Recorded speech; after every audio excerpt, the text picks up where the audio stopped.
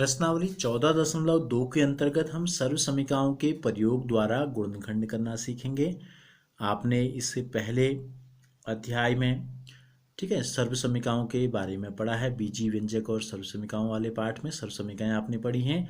मैं एक बार यहाँ उन सर्व समीकरणों को फिर लिख देता हूँ। देखो, एक सर्व समीकरण थी आपकी, अगर हम x प्लस वाई का होल स्क्वायर लिखें इस प्रकार से, तो ये था x square plus 2xy plus y square.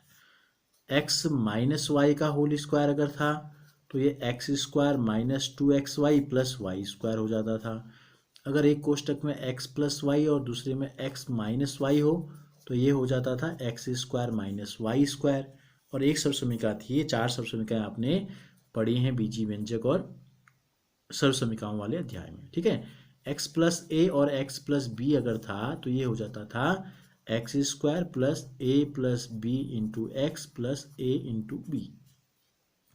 तो अब हमें क्या करना है, इन सर्व समीकरणों को देखकर इन सर्व समीकरणों का प्रयोग करके इन व्यंजकों के गुणनखंड हमें करने हैं।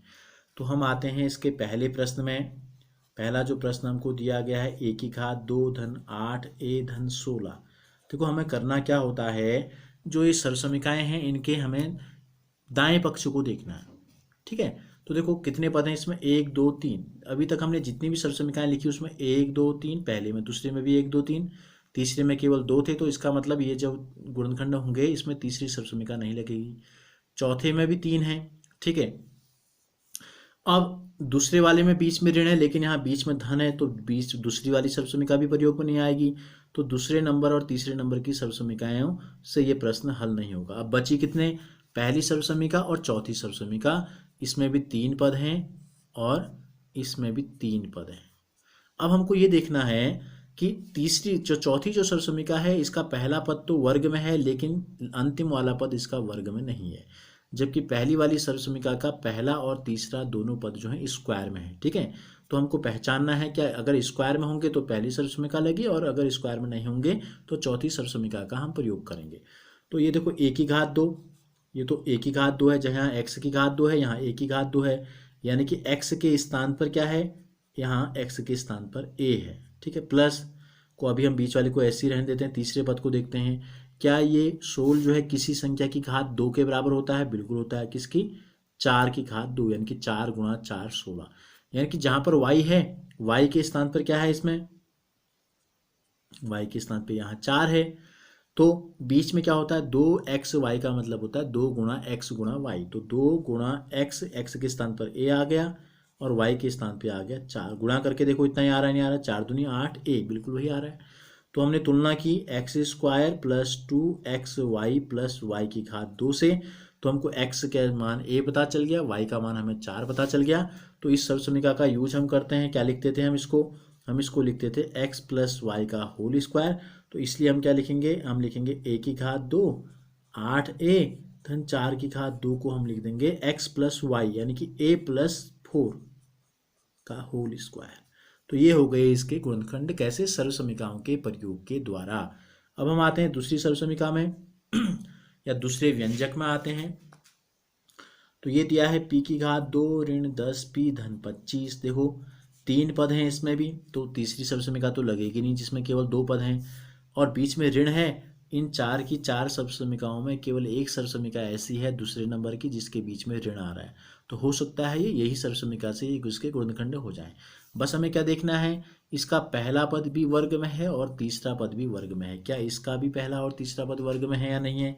देखो, पहला तो p की घात 2 वर्ग में है और तीसरा जो है 5 की घात 2, हम इसको लिख सकते हैं।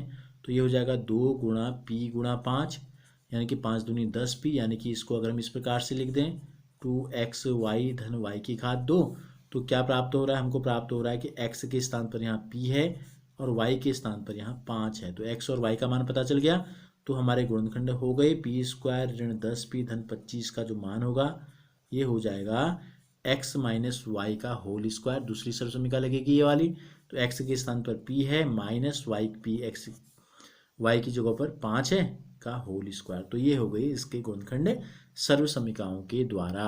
अब हम देखते हैं इसका तीसरा प्रश्न। देखो पहले में 8 प्रश्न कुल हमको दिए गए हैं, 8 व्यंजक दिए गए हैं, तो वीडियो ज़्यादा लंबी ना हो इसलिए हम क्या कर रहे हैं, इसके पहले भाग में 4 व्यंजकों के गुणनखंड करके हम आपको दिखाएंगे और दूसरे भाग में भी 4 व्यंजकों के गुणनखंड करेंगे।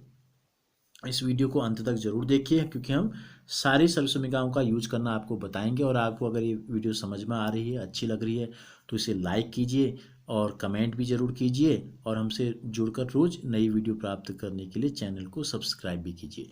अब देखो तीसरे व्यंजक में क्या है, 25m की घात 2 है, धन 30m है और धन 9 है।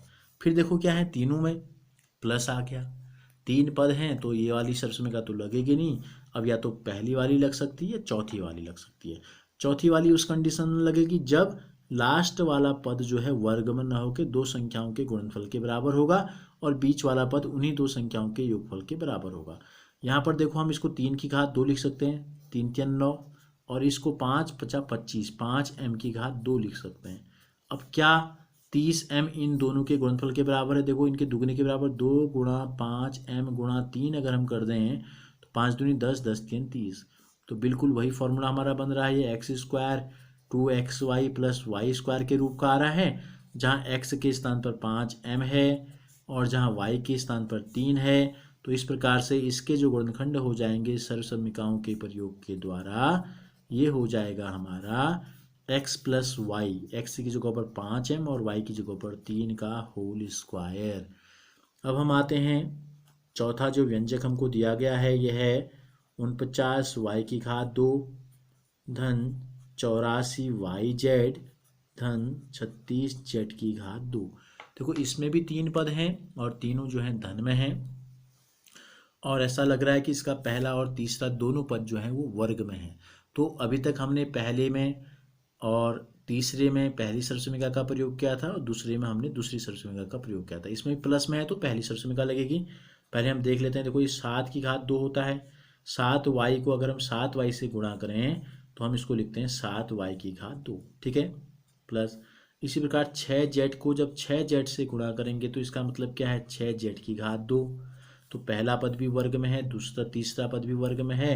ये 2 गुणा 7y गुणा 6z के बराबर है या नहीं, ये जांच कर लेते हैं।